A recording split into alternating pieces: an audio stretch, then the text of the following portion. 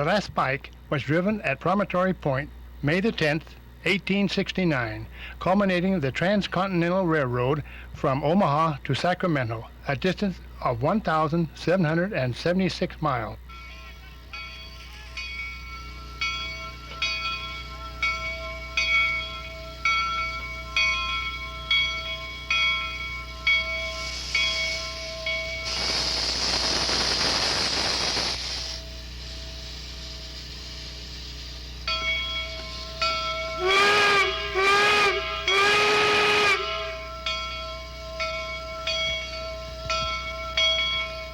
The National Park Service wanted to recreate these famous old engines. They appropriated over $2 million for the project and awarded the contract to the O'Connor Engineering Laboratory in California. Because all the old blueprints had been lost or destroyed, new working drawings had to be reconstructed, in the most part from historical literature and pictures. Most of the measurements and detailed descriptions were added to these prints by the O'Connor Engineering Lab.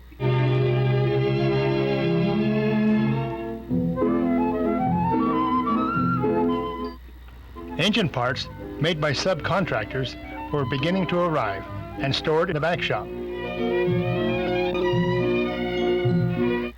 Coal-fired 119 smokestack, wood-fired Jupiter smokestack.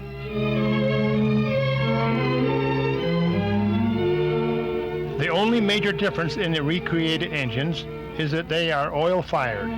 This is part of the firebox that will burn the oil.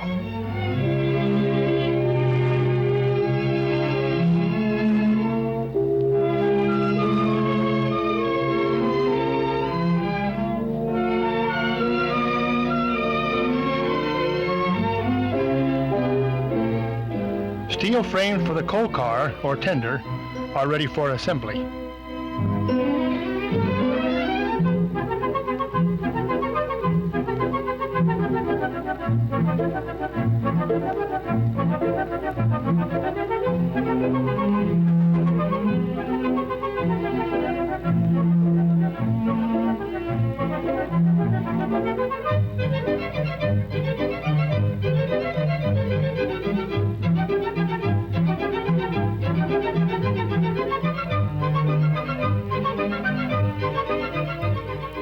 The piston that will be installed in this steam cylinder has a stroke of 24 inches with a 16-inch diameter.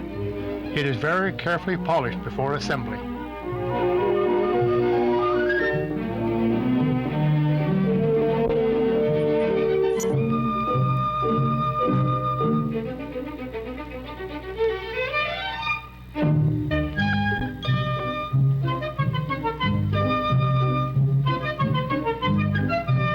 This heavy cylinder casting weighs over 2 tons.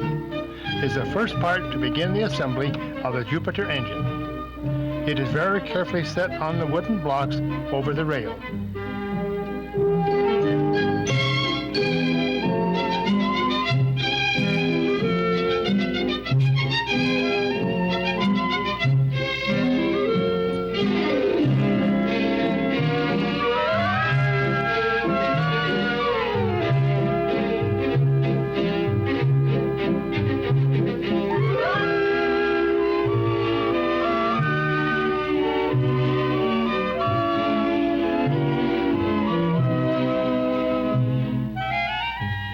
In the early days of steam engine building, the cow catcher was made of wood braced with steel. This master carpenter is very carefully cutting and shaping each piece of white oak so that it will fit into the proper plate.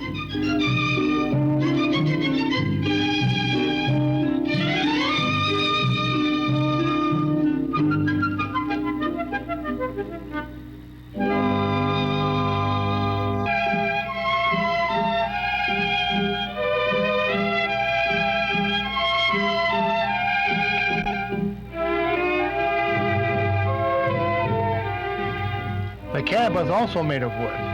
Here a piece of wood is shaped into a scroll and has been very carefully fastened into place.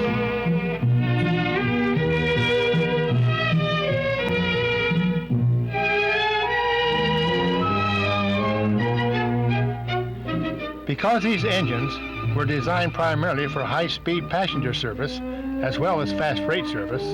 This large driver wheel is 60 inches in diameter.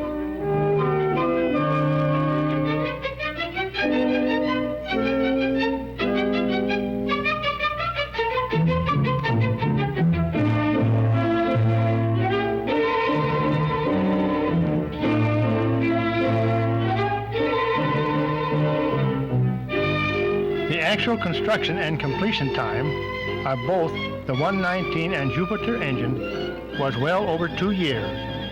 After the cab is installed and a coal tender is finished, both engines will be trucked to Promatory Point for their grand celebration.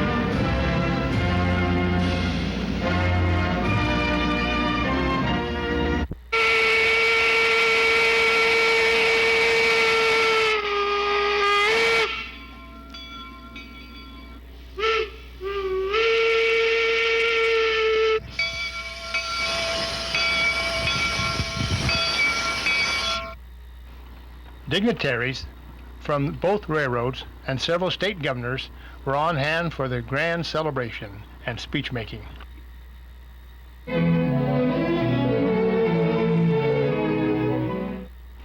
Mr. L.W. Cole, President of the Pacific Union Express, presented this silver-plated spike maul.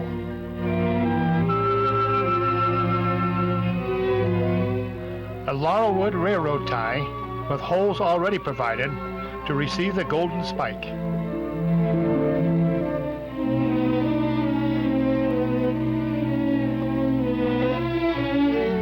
A wire attached to the spike maul and connected to the transcontinental telegraph line will signal Boston and New Orleans, and from coast to coast, the transcontinental railroad is completed.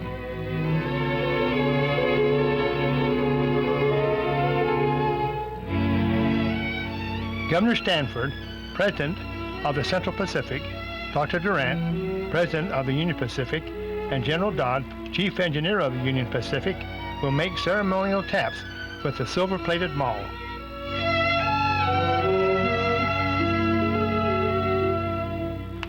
The last spike is made of ordinary steel and will be driven by Governor Durant and Governor Stanford.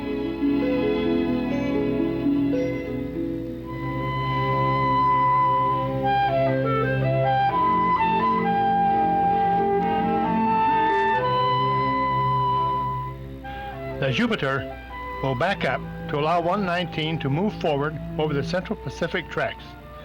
The Jupiter will move forward over the Union Pacific tracks, signifying the completion of the rail.